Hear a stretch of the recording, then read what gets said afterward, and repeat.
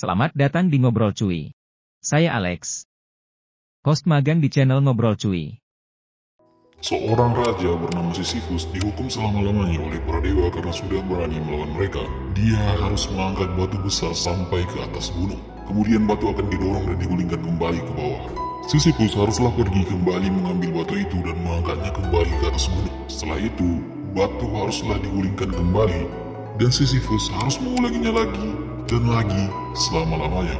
Tragedi yang mengerikan. Sekarang, coba bayangkan Sisyphus bahagia. Myth of Sisyphus adalah sebuah esai filosofis yang ditulis oleh Albert Camus. Berisi sekitar 120 halaman dan originalnya dipublish di Prancis dengan nama La Mythe de Sisyphe. Lewat cerita ini, kami memperkenalkan filosofinya, absurdism. Teori filosofi yang mengatakan bahwa hidup sebenarnya tidak memiliki arti. Apa arti kehidupan? Kita sebenarnya hidup untuk apa? Apa alasan kita hidup? Kenapa kita ada? Kenapa perlu hidup? Beberapa dari kita pasti sering bertanya pertanyaan eksistensial ini. Kita pasti pernah bertanya, entah karena ada hal-hal besar yang terjadi dalam hidup kita seperti kena pecat, putus, pandemi, atau mungkin kamu cuma tiba-tiba bangun dari tempat tidur dan sadar bahwa semua orang hanya pura-pura tidak peduli dan tidak ada yang tahu kenapa kita ada di sini.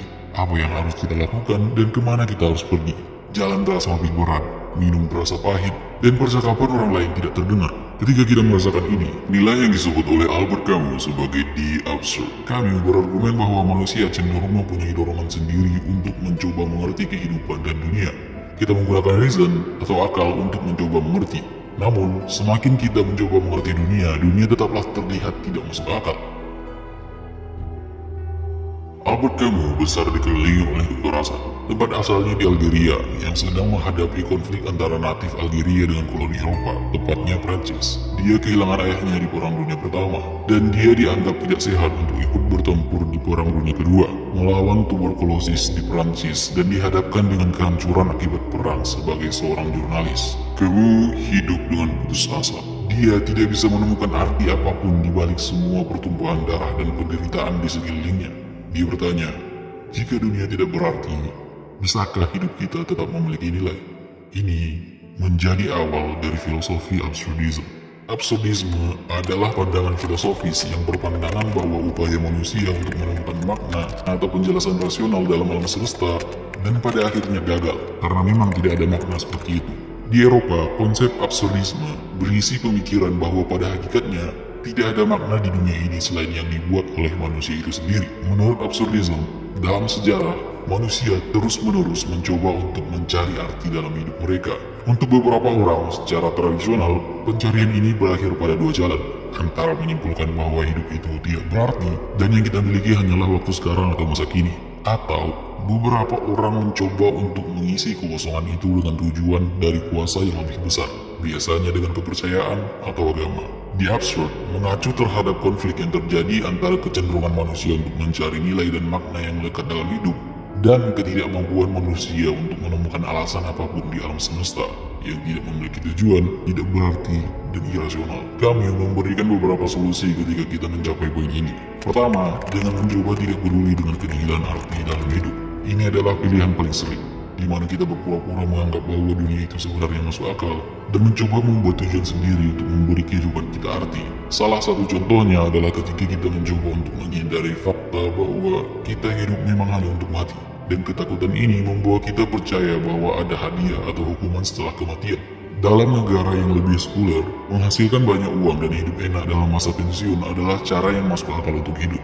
Sedihnya, menurut absurdism, hampir semua konsep sistematik tentang dunia mulai dari religius, sosial maupun finansial hanyalah menghindari fakta bahwa konsep itu tidak bisa diandalkan untuk menghadapi keabsurdan dari realitas. Walaupun itu sebenarnya bisa membuat perjalanan hidup kita lebih nyaman. Solusi lainnya adalah dengan meninggalkan akal atau reasoning. Beberapa filsuf seperti Karl Jaspers berargumen bahwa akal atau pemikiran adalah konsep yang tidak berguna. Dia berkata, pemikiran itu didorong oleh keinginan putus asa untuk transendensi metafisik. Filsuf lain seperti Kierkegaard berargumen bahwa dunia memang sedikit masuk akal, tapi itu ada di luar pemahaman manusia. Jadi, kita seharusnya cukup percaya menerima fakta bahwa kita tidak akan pernah mengerti dunia, tapi tetap harus percaya. Solusi terakhir dari Albert Camus, solusi yang mungkin akan kontroversial, yaitu dengan mengambil nyawa sendiri setelah mengetahui kenyataan pahit dari absurd. Tapi menurut kamu, dengan membunuh diri berarti membunuh kebebasan itu sendiri,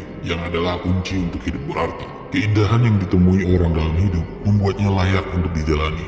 Orang-orang dapat menciptakan makna dalam hidup mereka sendiri, yang mungkin bukan makna objektif dari kehidupan, tetapi masih menyediakan sesuatu yang layak untuk diperjuangkan. Namun, dia bersikeras bahwa seseorang harus selalu menjaga jarak yang ironis antara makna yang diciptakan ini dan pengetahuan tentang yang absurd, agar makna fiktif tidak menggantikan di absurd. Kamu memperkenalkan gagasan penerimaan tanpa menyerah, dan bertanya apakah manusia dapat hidup tanpa daya tarik. Mendefinisikan pemberontakan sadar, melawan penghinaan absurditas dunia. Di dunia tanpa makna yang lebih tinggi, manusia menjadi benar-benar bebas. Melalui kebebasan inilah, manusia dapat bertindak baik sebagai mistikus, atau melalui daya tarik kekuatan supernatural, atau sebagai pahlawan yang absurd, atau melalui pemberontakan, melawan harapan semacam itu. Sejak saat itu, penolakan pahlawan absurd untuk berharap menjadi kemampuan tunggalnya untuk hidup di masa sekarang dengan penuh semangat. Menurut kamu, solusi terbaik adalah kita harus hidup secara konsisten dengan di absurd. Ini memerlukan adanya adopsi 3 mindset. Pertama, hidup dengan revolusi yang konstan, memberontak terhadap keadaan. Contohnya dengan kematian yang tidak dapat dihindari. Dengan seperti itu, kita membiarkan di absurd hidup. Memberontak dengan pengetahuan jelas bahwa kita tidak akan berakhir menang. Dengan itu, kita akan bisa hidup dalam masa sekarang. Tugas kita adalah memberikan diri kita sendiri penerangan tentang apa yang harus kita lakukan dalam hidup kita ini. Mindset yang kedua, kita harus menolak konsep kebebasan abadi.